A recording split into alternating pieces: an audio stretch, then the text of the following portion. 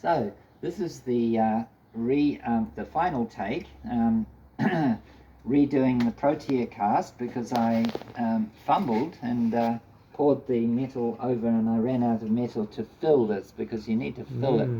So I'm now going to just do a little recap of. Would you like to mount this one down to watch something about this? Well, this here was the first cast, which is very promising.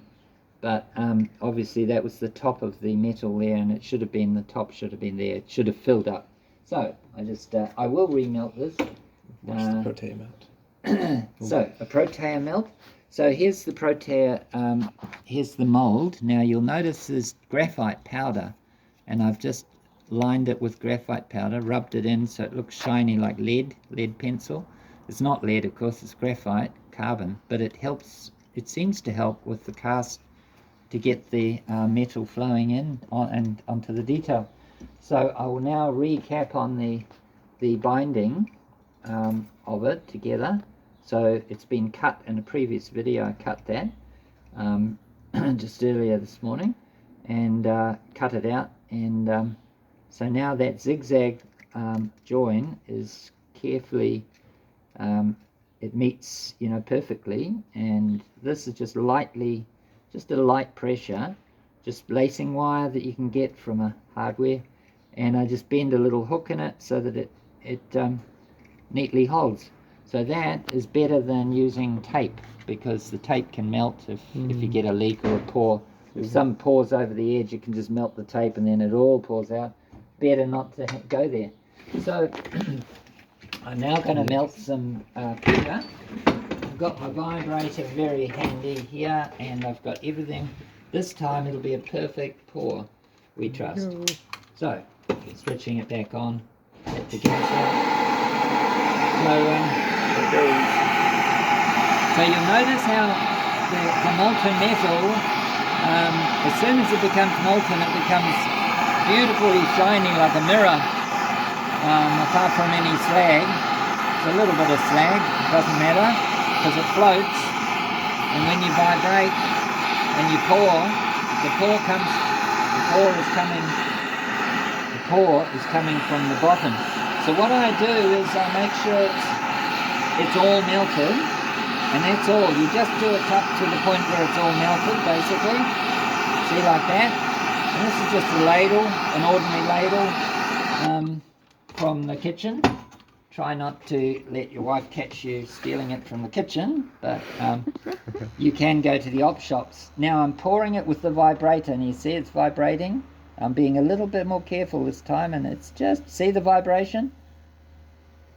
And now I'll stop, and that should be a good, oh, and one other thing, I'll make another pirate coin. So the trick here is to be perfectly steady and pour it onto this heat-resistant plate glass. That's a big coin. Okay, I'll try another little coin. It's not bad, it's a bit shaky.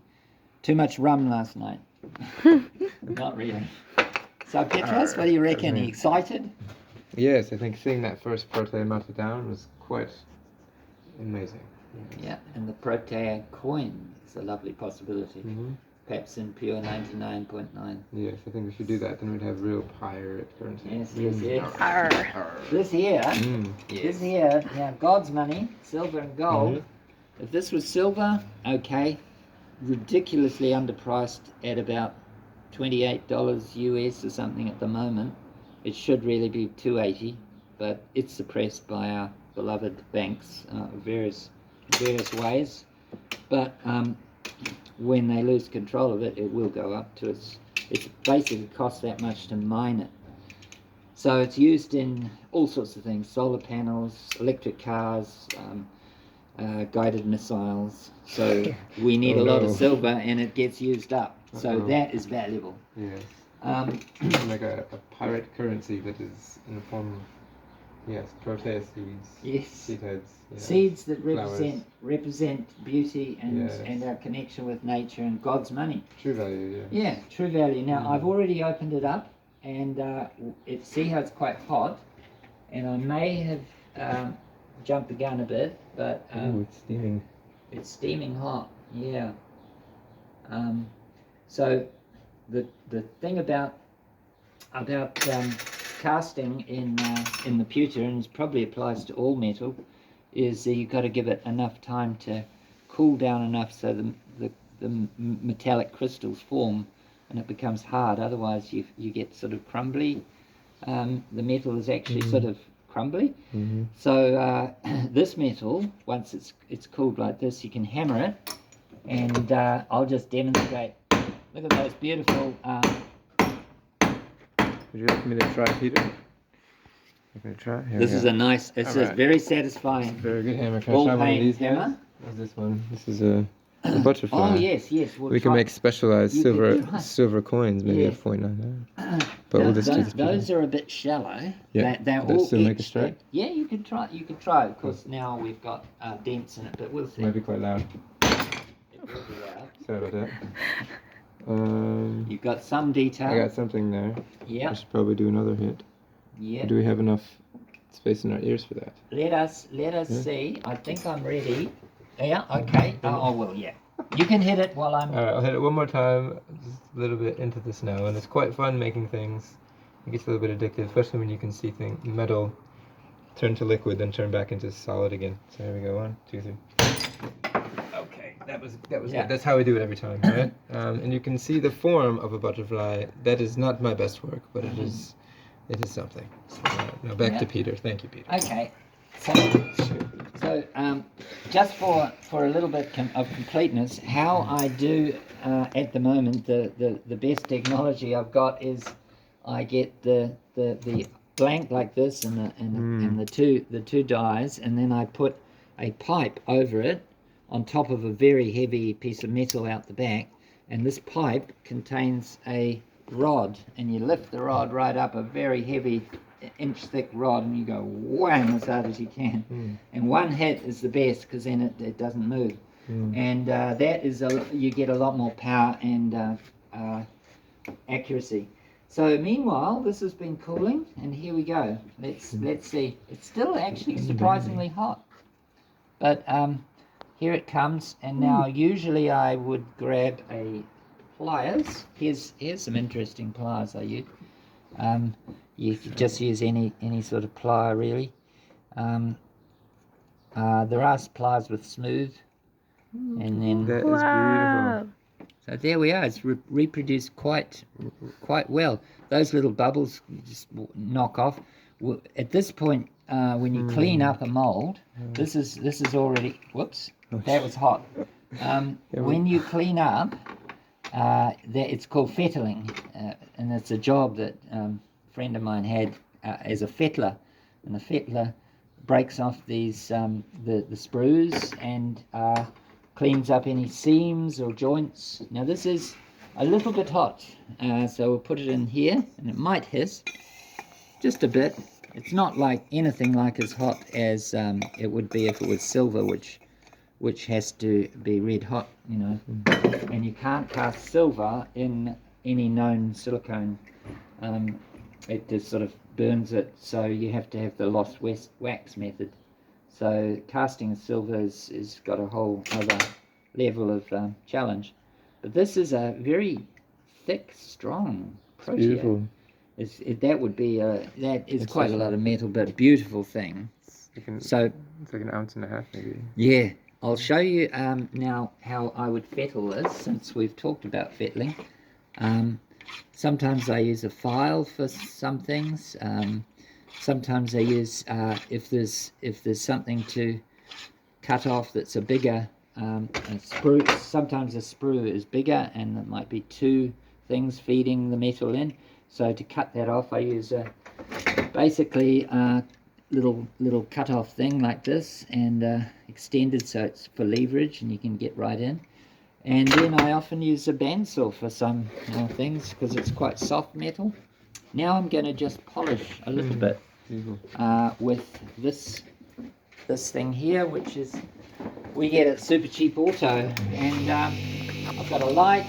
I've got here this little cabinet that I put on a table, and I've got the record here, 2 hours to make this setup. 6 to the 3rd, 2019. So I'll turn on the extractor, which is just an old vacuum cleaner. So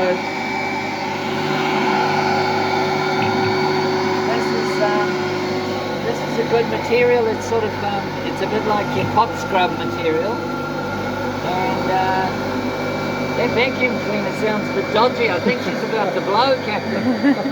Might need to change it. Oh, that.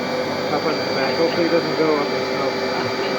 No, well I did have the explosion one time when I put fly spray in to kill the fleas that I got off the dog.